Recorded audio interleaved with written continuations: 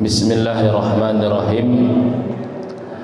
Assalamualaikum warahmatullahi wabarakatuh. Alhamdulillahi rabbil alamin. Wabihi nasta'in ala umurid dunya waddin. Ashhadu an la ilaha illallah wahdahu la syarikalah wa ashhadu anna Muhammadan abduhu wa rasuluh la nabiyya ba'dah. Allahumma salli ala habibina wa syafi'ina sayyidina Muhammadin sallallahu alaihi wasallam wa ala alihi wa sahbihi wa man tabi'ahum bi ihsanin ila yaumiddin. Subhanaka la ilma lana illa ma 'allamtana innaka antal alimul hakim. Rabbana zidna ilman warzuqna fahman wa amalan salihan, amma ba'd. Hadirin wal hadirat, Bapak dan Ibu jamaah salat maghrib Masjid Al-Muhajirin Bumi Asri yang dimuliakan Allah, senantiasa kita panjatkan puja dan puji syukur kehadiran Allah Subhanahu wa taala atas nikmat-nikmat yang Allah berikan kepada kita, sehingga sampai malam hari ini kita masih dapat melaksanakan salat maghrib berjamaah dan duduk dalam majlis ilmu. Mudah-mudahan apa yang kita lakukan diterima oleh Allah Subhanahu wa taala. Dan untuk orang-orang yang telah mendahului kita, orang-orang yang pernah duduk bersama kita dalam majlis ilmu, marilah kita bacakan kepada mereka satu surah, yaitu surah Al-Fatihah. Mudah-mudahan pahalanya Allah sampaikan kepada mereka. Al-Fatihah. A'udzu billahi minasyaitonir rajim. Bismillahirrahmanirrahim. Alhamdulillahi rabbil alamin, arrahmanir rahim, maliki yaumiddin, iyyaka na'budu wa iyyaka nasta'in, ihdinas siratal mustaqim, siratal ladzina an'amta 'alaihim ghairil maghdubi 'alaihim waladdallin, amin. Salawat dan salam kita sampaikan kepada Rasulullah sallallahu alaihi wasallam dengan mengucapkan Allahumma salli wa sallim alaihi. Semoga kelak di yaumil mahsyar, saat kita sangat membutuhkan syafaat dari Rasulullah sallallahu alaihi wasallam, kita mendapatkan menjadi orang yang sangat beruntung. Sebagaimana Rasulullah sallallahu alaihi wasallam ketika ditanya oleh Abu Hurairah, "Ya Rasulullah, man as'adun nasi bi syafa'atika yaumal qiyamah?" Wahai Rasulullah, siapakah manusia yang paling bahagia mendapatkan syafaatmu pada hari kiamat? Lalu Rasulullah menjawab, siapa yang mengucapkan la ilaha illallah dari hatinya dengan ikhlas. Mudah-mudahan kita tergolong kepada orang-orang yang mendapatkan syafaat Rasulullah sallallahu alaihi wasallam.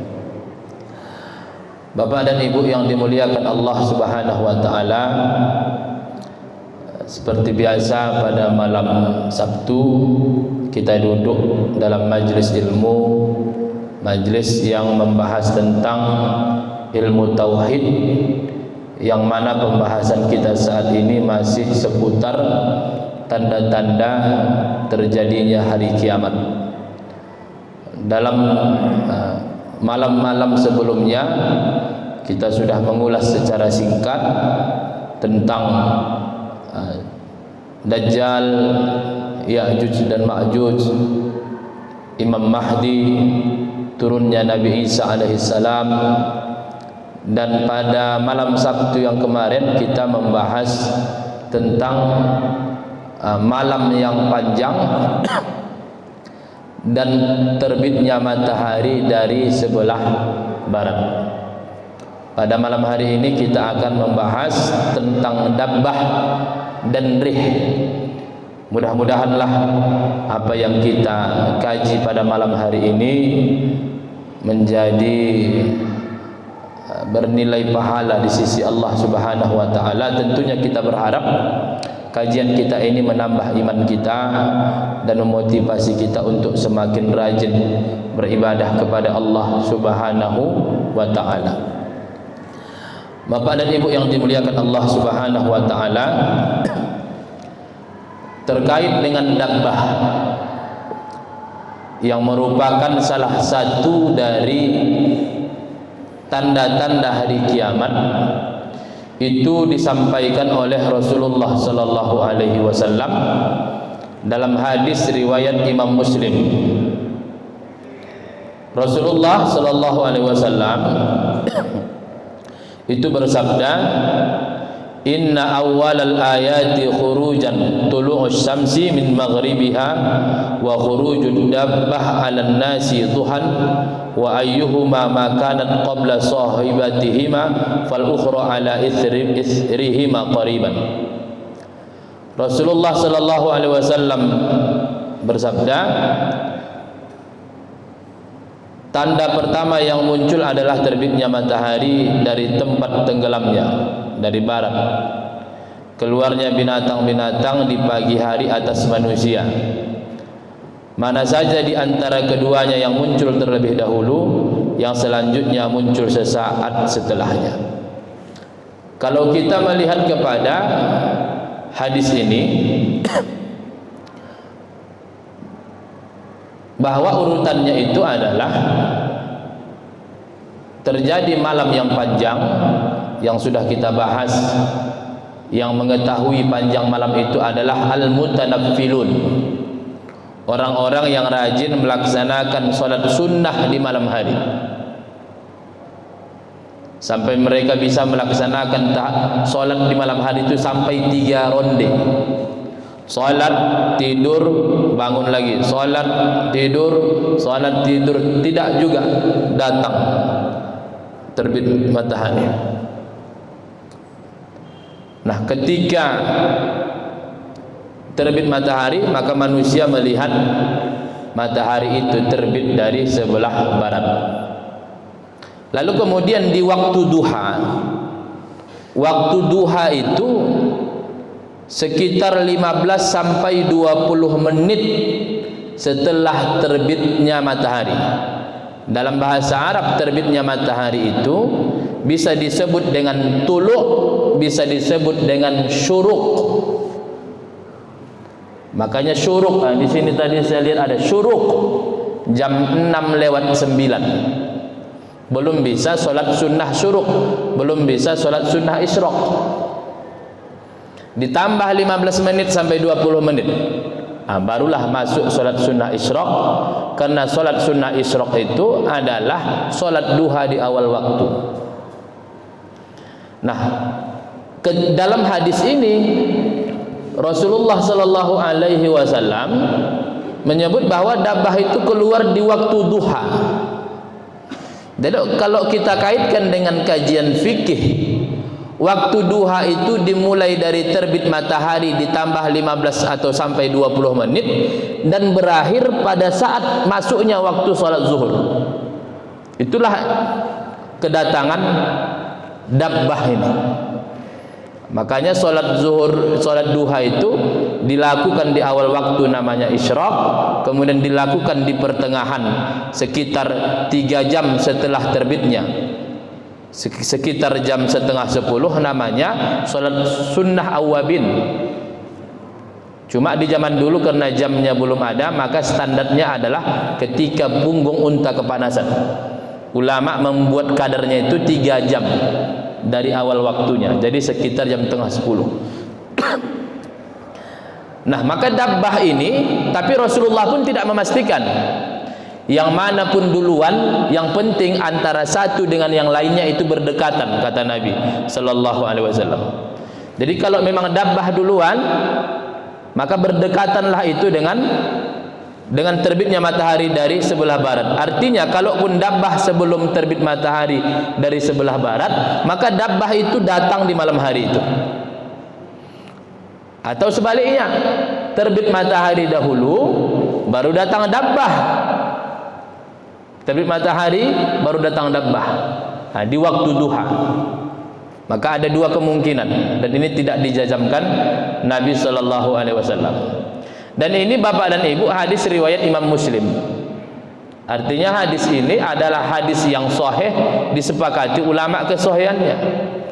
Maka dan ini adalah yang disampaikan. Jadi kalau hadis itu sahih, apalagi sahih Imam Muslim, kesahihannya itu sudah masuk pada tingkat yang atas.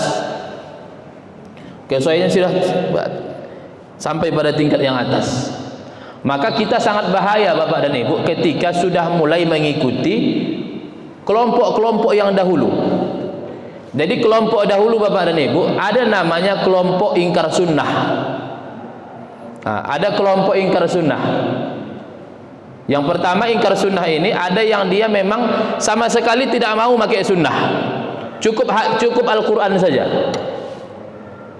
Kalau kita cari argumentasi dia dari Quran juga. Ma faradna fil kitabi min syai'. Tidaklah kami lalaikan di dalam Al-Quran sedikit pun.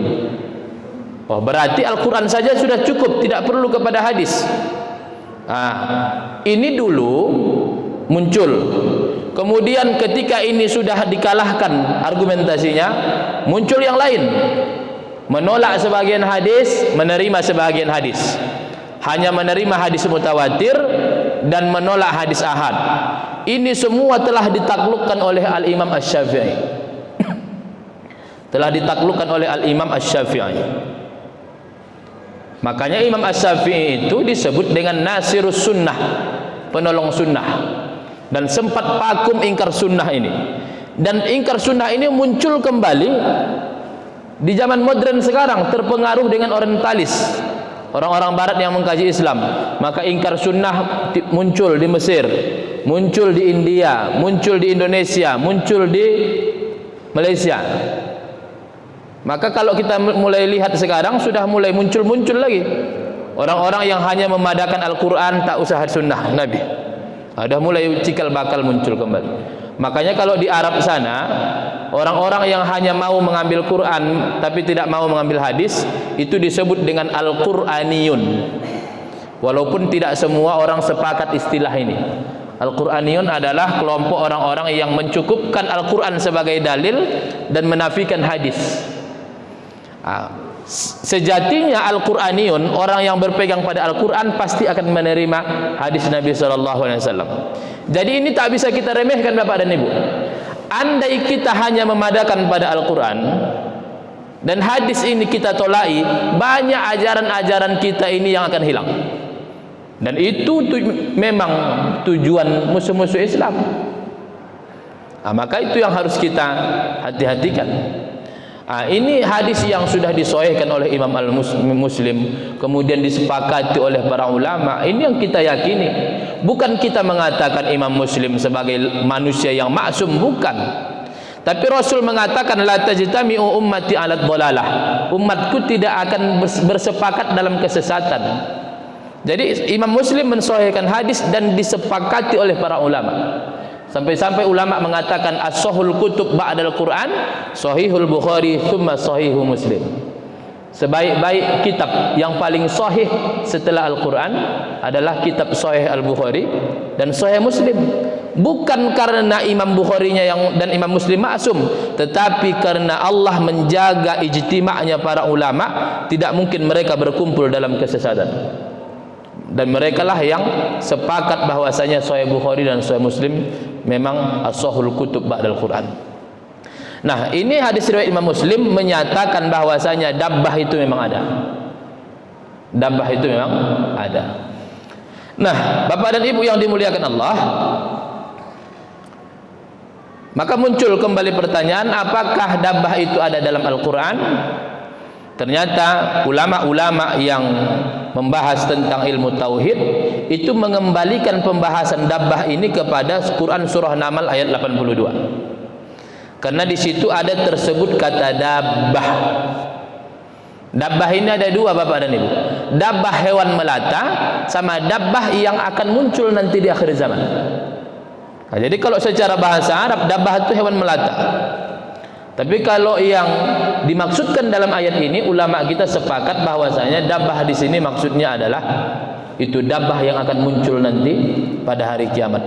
Banyak gambaran tentang dabbah ini. Nah, tapi intinya namanya adalah dabbah. Quran surah An-Naml ayat 82, A'udzu billahi minasyaitonir rajim. Idza waqa'al qawlu 'alaihim akhrajna lahum dabbatan minal ard tukallimuhum anna an-nasa kanu biayatina la yuqinun. Dan apabila perkataan telah jatuh atas mereka, kami keluarkan sejenis binatang melata dari bumi yang akan mengatakan kepada mereka bahwa sesungguhnya manusia dahulu tidak yakin kepada ayat-ayat kami. Nah, dalam ayat ini Allah Ta'ala itu menyebutkan bahwa nanti akan dikeluarkan ada yang disebut dengan dabbah, yang sementara ini diartikan dengan binatang melata, tapi ini dabbah yang ini sudah khusus dari bumi. Untuk apa dabbah ini dikeluarkan? Tukallimuhum annan nasa kanu bi ayatina la yuqinun. Jadi dabbah ini dikeluarkan Allah Ta'ala itu untuk berbicara kepada mereka. Siapa mereka? Manusia. Nanti dabbah inilah yang akan berkata, oh ini mukmin, ini kafir. Ini mukmin, ini kafir. Berbicaralah dabbah ini. Maka ada di dalam kitab ini Al-Aqidah fil Islam karangan Profesor Dr. Toha Dusuki Al-Hubaisy. Beliau membahas satu pembahasan dalam kitab ini, pakai bahasa apa nanti dabbah ini. Maka ada ikhtilaf menggunakan bahasa Arab, menggunakan bahasa orang yang dilawan bicara. Ini tidak menutup kemungkinan bahwasanya bahasa itu adalah bahasa Arab. Mengapa? Karena untuk menyebutkan mukmin sama kafir saja tidak harus belajar bahasa Arab. Semua kita mengerti ini makna mukmin, ini makna kafir. Maka dialah nanti ketika malam itu terbit matahari dari panjang, terbit matahari dari barat. Di sini sudah tidak lagi diterima taubat, tidak diterima lagi iman di sini. Maka disitulah dikeluarkanlah dabbah, dan dialah nanti yang akan menyebutkan fulan mukmin, fulan kafir, fulan mukmin, fulan kafir. Tak bisa lagi orang-orang munafik menutupi kemunafikannya. Maka sebelumnya itu ada mukmin, ada kafir, ada munafik. Dinampakkannya keislamannya, tapi pada hakikatnya dia adalah orang kafir. Maka pada saat itu jelas semuanya. Itulah hikmah kenapa dikeluarkannya dabbah. Akan jelas semua bahwasanya ini mukmin, ini kafir. Ini mukmin, ini kafir. Maka disitulah Bapak dan Ibu yang dimuliakan Allah, masa yang sangat luar biasa. Yang bermaksiat bertaubat tidak lagi laku taubatnya. Yang kafir yang ingin masuk Islam tidak lagi diterima keislamannya. Sudah banyak peringatan Allah. Makanya dabbah ini nanti mengatakan, dulu kalian tidak beriman, padahal sudah banyak ayat-ayat yang diturunkan oleh Allah Subhanahu wa taala. Banyak tanda-tanda kebesaran Allah yang ditunjukkan kepada manusia, tapi kalian tidak bertaubat, tapi kalian tidak beriman. Maka disitulah nanti sangat jelas mana orang-orang yang mukmin, mana orang-orang yang kafir. Bapak dan Ibu yang dimuliakan Allah Subhanahu wa taala. Nah, inilah sesuai dengan komentar Syekh Muhammad Hasan, seorang ulama dari Mesir. Beliau mengatakan hikmah keluarnya dabbah adalah untuk membedakan antara orang beriman dan orang kafir. Kalau sekarang ini tiga, ada mukmin, ada kafir, ada munafik. Mukmin, apa arti mukmin? Mukmin itu artinya orang yang percaya. Percaya akan apa? Itulah rukun iman kita yang 6. Orang kafir, kafir itu apa arti kafir? Kafir itu Bapak dan Ibu artinya adalah orang yang menutup atau orang yang tertutup. Tertutup dari apa? Orang yang tertutup dari Islam, tidak diterimanya Islam, maka dia disebut kafir. Baru ada munafik. Bapak dan Ibu pergi haji, pergi umroh. Kalau umroh mungkin tidak, haji. Dulu saya pernah berjalan dari Ajijiyah Syamaliyah ke Masjidil Haram. Karena beritanya saat itu naik bus pun, naik taksi pun berangkat jam 2, jam 8 baru nyampe. Maka jalan kakilah saya sama orang mungkin orang Uzbekistan. Saya yang bisa cuma bahasa Indonesia, bahasa daerah saya bahasa Melayu, kemudian bisa bahasa Arab, bisa bahasa Inggris sikit-sikit. Dia tak bisa bahasa Arab, tak bisa bahasa Inggris, tak bisa bahasa Indonesia. Berdualah kami jalan, minta HP pun dia saya enggak tahu entah apa maksudnya. Berdua kami berjalan 1 jam lah dari Ajiziyah Samaliyah sampai ke Masjidil Haram. Maka ketika berjalan itu kami lewati namanya Nafaq. Nafaq itulah terowongan yang suaranya ribut itu, Nafaq. Saya pun tak tahu sekarang gimana bentuknya, karena itu sekitar 13 tahun yang lalu, 2008. Nafaq itulah kenapa disebut jalan itu Nafaq, karena dia punya 2 pintu. Dari sini masuk, dari sana keluar. Makanya orang yang menunjukkan keislamannya, menutupi kekafirannya, di mata kita dia Islam tapi pada hakikatnya dia kafir, itulah disebut dengan munafik, orang yang memiliki 2 pintu. Satu pintu dia menunjukkan keislaman, dan pintu kedua dia pada hakikatnya adalah kafir. Nah, maka pada datang dabbah itu, jangankan ketika dabbah, ketika terbit matahari dari sebelah barat Bapak dan Ibu, di situ penyesalan orang kafir sudah luar biasa. Tapi apa daya, tak lagi diterima taubat, tidak lagi diterima keislamannya, sudah ditutup oleh Allah Subhanahu wa taala karena sudah terlalu banyak tanda-tanda yang diberikan Allah Subhanahu wa taala. Dan itulah iradah Allah, dan tak bisa kita minta Allah merubahnya. Allah yang berkehendak menutup taubat ketika ruh kita sudah sampai kerongkongan. Allah menutup taubat ketika sudah terbit matahari dari sebelah barat. Itulah kehendak Allah. Kehendak Allah mutlak, kehendak kita yang tunduk di bawah kehendak Allah Subhanahu wa taala. Tapi kehendak Allah tidak bisa kita gantungkan dengan kehendak kita. Makanya iradah Allah itu mutlak atas keinginan Allah Subhanahu wa taala. Bapak dan Ibu yang dimuliakan Allah Subhanahu wa taala, untuk sedikit mengetahui tentang dabbah ini, mari kita membaca hadis Nabi sallallahu alaihi wasallam.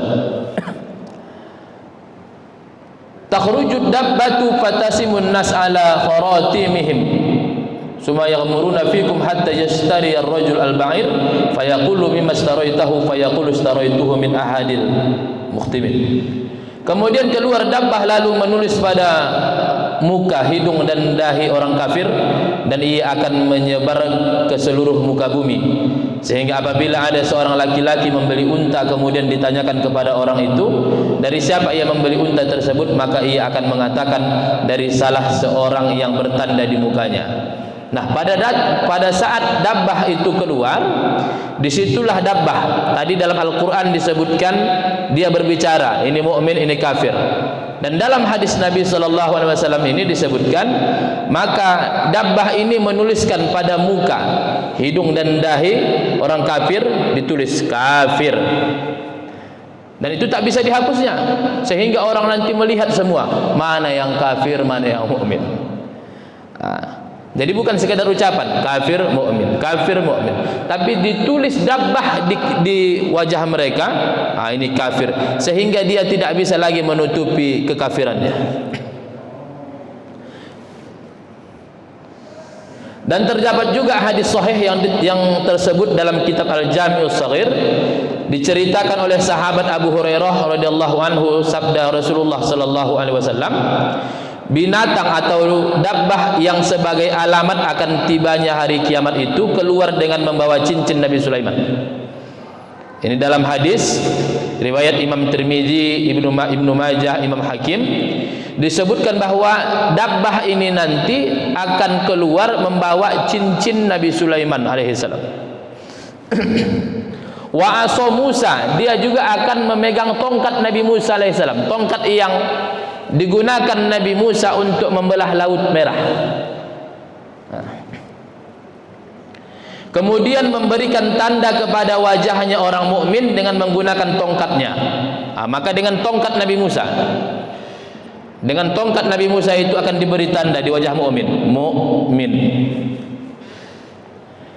Dan mengecop pada hidung orang kafir dengan menggunakan cincin itu, sehingga yang menjamu tamu dan yang lainnya mengucapkan hai orang mukmin, dan lainnya juga mengucapkan hai orang kafir. Maka ketika turun dabbah, keluar dabbah, itu disebutkan dalam riwayat Imam Hakim. Kalau riwayat Imam Hakim berarti disahihkan Imam Hakim, bahwasanya dabbah ini keluar membawa cincin Nabi Sulaiman. Apa gunanya? Itulah nanti untuk menuliskan kafir di hidung orang kafir. Sedangkan orang mukmin dengan tongkatnya Nabi Musa alaihissalam mukmin. Sehingga pada saat itu yang ada di atas muka bumi Allah jelas apa agamanya. Jelas. Itulah guna dikirimkannya dabbah ini, Bapak dan Ibu yang dimuliakan Allah. Jadi dalam Al-Quran disebutkan dabbah ini hikmah dikeluarkannya adalah untuk berbicara kepada manusia, mukmin kafir.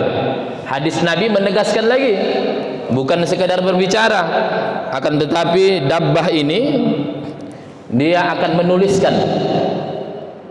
Bagi orang mukmin, bagi orang kafir, dan itu tak bisa dihapus. Bapak dan Ibu yang dimuliakan Allah Subhanahu wa taala. Nah, setelah dabbah ini barulah kemudian nanti ada namanya dikirimkanlah angin. Jadi sudah jelaslah siapa orang mukmin, siapa orang kafir, maka selanjutnya nanti Allah akan mengirimkan angin. Untuk apa angin ini dikirimkan Allah? Setiap orang yang beriman akan didatangi angin ini. Setiap orang yang beriman akan didatangi angin ini, dan orang beriman yang didatangi angin ini langsung akan meninggal dunia. Mengapa meninggal dunia? Agar yang di atas muka bumi Allah ini tidak lagi ada tersisa orang beriman. Yang tersisa adalah orang kafir, dan merekalah nanti yang akan menyaksikan bagaimana terjadinya hari kiamat. Kalau kita buka juz amma, gunung-gunung berterbangan, terbelahnya langit, kemudian bumi, luar biasa. Nah, ini ada hadis Nabi sallallahu alaihi wasallam, riwayat Imam Muslim juga. Rasulullah sallallahu alaihi wasallam bersabda, Dajjal akan muncul di tengah-tengah umatku. Ini yang kita bahas kemarin. Lalu ia tinggal selama 40. Aku tidak tahu apakah 40 hari, bulan, ataukah tahun. Allah mengutus Isa bin Maryam seperti Urwah bin Mas'ud. Ia mencari Dajjal dan membunuhnya. Setelah itu manusia tinggal selama 7 tahun. Setelah mati Dajjal, kemudian ada masa 7 tahun kehidupan yang tentram, tidak permusuhan di antara dua orang pun. Kemudian Allah mengirimkan angin sejuk dari arah Syam, lalu tidak tersisa seorang yang di hatinya ada kebaikan atau keimanan seberat biji sawi pun yang tersisa kecuali mencabut nyawanya. Maka angin itu yang kena dicabut nyawanya, yang kena dicabut nyawanya. Hingga bila pun salah seorang dari kalian masuk ke dalam gunung, pasti angin itu akan memasukinya lalu mencabut nyawanya.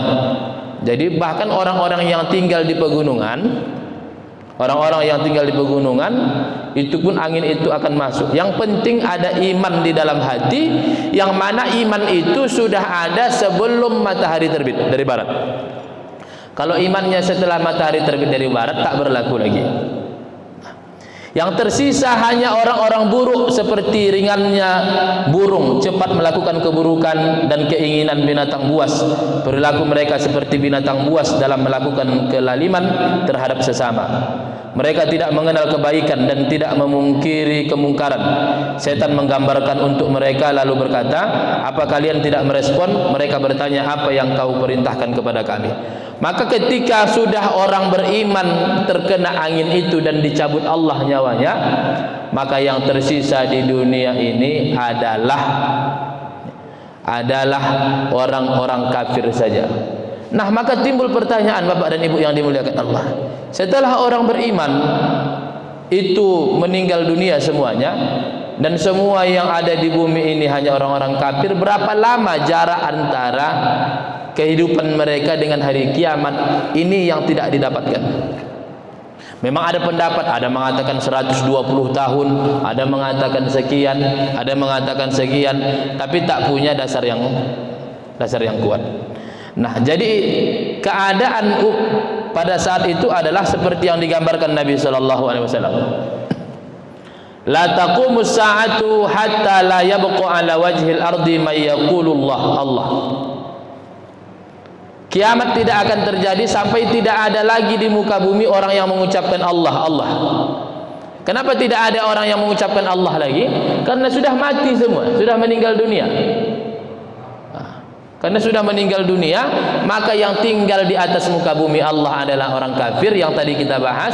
Mereka lah yang menyaksikan, ya, mereka yang menyaksikan hancurnya alam ini.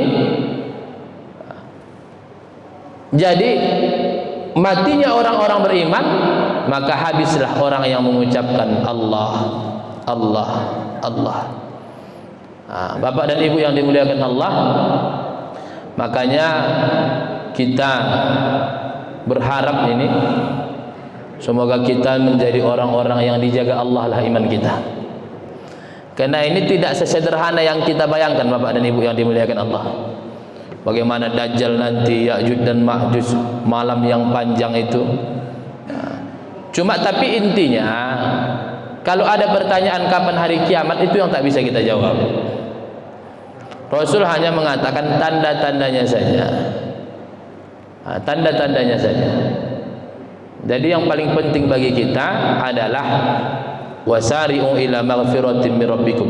Percepat sajalah taubat kita. Makanya kita selalu diperintahkan Allah untuk bertaubat setiap saat. Jadi Bapak dan Ibu yang dimuliakan Allah, minggu yang lalu kita bahas terbitnya matahari dari barat, kemudian keluarnya dabbah, baru kemudian didatangkan Allah angin.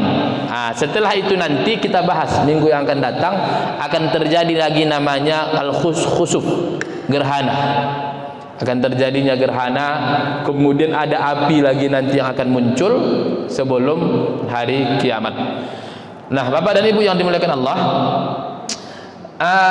ada seorang ulama dari Mesir namanya Syekh Atiyah Sokor, sudah meninggal dunia. Beliau mencoba untuk mengumpulkan pendapat. Ini hanya untuk wawasan kita saja. Saya pun belum dapat hadis yang sahihnya. Syekh Atiyah Sokor mengatakan ada beberapa pendapat tentang dabbah ini. Pertama, anak dari unta Nabi Saleh. Menurut Imam Qurtubi ini adalah pendapat yang paling soleh, paling sahih. Menurut Imam Qurtubi, bahwasanya dabbah ini adalah anak unta dari Nabi Saleh. Kemarin sudah kita bahas Nabi Saleh ini punya unta. Makanya Nabi Saleh nanti di akhirat tidak punya telaga. Umat Nabi-Nabi minum dari telaga nabinya, sedangkan umat Nabi Saleh minum dari air susu untanya. Nah, dan dabbah ini dikeluarkan Allah dari anak unta Nabi Saleh. Ini satu pendapat. Pendapat yang kedua, hewan melata panjangnya 60 hasta dengan bentuk anak cucu Adam. Jadi dia adalah hewan melata yang tingginya itu 60 hasta, dan dia kayak anak cucu Adam, artinya ada kakinya, ada tangannya. Pendapat yang ketiga adalah dabbah mengumpulkan bentuk semua hewan. Maka dabbah adalah makhluk Allah yang semua bentuk hewan ada padanya. Semua bentuk hewan ada padanya. Kemudian dari manakah dabbah itu nanti keluar? Kalau Nabi Isa kemarin kita bahas dari menara putih yang ada di Syria. Nah, kalau dabbah ini dari mana nanti dikeluarkan Allah? Di sini pun ada 3 pendapat yang disampaikan oleh Syekh Atiyah Sokor. Ada pendapat yang mengatakan dia akan keluar dari Bukit Sofa, berarti di Mekah. Yang kedua ada mengatakan dia akan keluar dari kota Kufah, Kufah ini di daerah Baghdad sana, Irak sana, Irak. Kemudian ketiga Taif, dari Taif, tempat yang Nabi Muhammad hijrah yang ditolak oleh orang Taif itu. Jadi ada beberapa pendapat, wallahu a'lam kebenarannya, tapi ini diungkapkan dalam kajian-kajian ulama terhadap dabbah ataupun tentang rih angin itu. Nah, Bapak dan Ibu yang dimuliakan Allah Subhanahu wa taala, inilah singkat yang dapat saya sampaikan tentang dabbah ini. Mudah-mudahan bisa menambah pengetahuan kita, dan juga mungkin ada hal-hal yang mungkin selama ini menjadi tanda tanya. Mudah-mudahan kajian kita ini bisa menjawab walaupun hanya sedikit saja. Wallahu alam, mungkin itu yang dapat saya sampaikan. Mudah-mudahan kalau yang benar saya bersyukur kepada Allah, kalau yang salah saya minta ampun kepada Allah Subhanahu wa taala. Untuk mengambil keberkahan kita pada malam hari ini, marilah kita tutup dengan doa. Astaghfirullahalazim, astaghfirullahalazim, astaghfirullahalazim. Alhamdulillahi Rabbil Alamin, wassalatu wassalamu ala ashrafil anbiya'i wal mursalin wa ala alihi wa sahbihi ajma'in. Allahumma ighfir lana dhunubana wa dhunuba walidina warhamhum kama rabbawna shighara, wa li jami'il muslimina wal muslimat wal mu'minina wal mu'minat al ahya'i minhum wal amwat, innaka sami'un qarib مجيب الدعوات ويا قاضي الحاجات. اللهم أعنا على ذكرك وشكرك وحسن عبادتك واجعلنا من عبادك الصالحين. اللهم إنا نسألك علما نافعا ورزقا حلالا طيبا مباركا يا أرحم الراحمين. اللهم أصلح ذات بيننا وألف بين قلوبنا واهدنا سبل السلام. اللهم نور قلوبنا وقلوب أهلنا بنور هدايتك كما نورت السماوات والأرض بنور شمسك وقمرك أبدا أبدا. ربنا آتنا في الدنيا حسنة وفي الآخرة حسنة وقنا عذاب النار. وصلى الله على سيدنا محمد وعلى آله وصحبه أجمعين والحمد لله رب العالمين. تقبل الله منكم منا ومنكم تقبل يا كريم.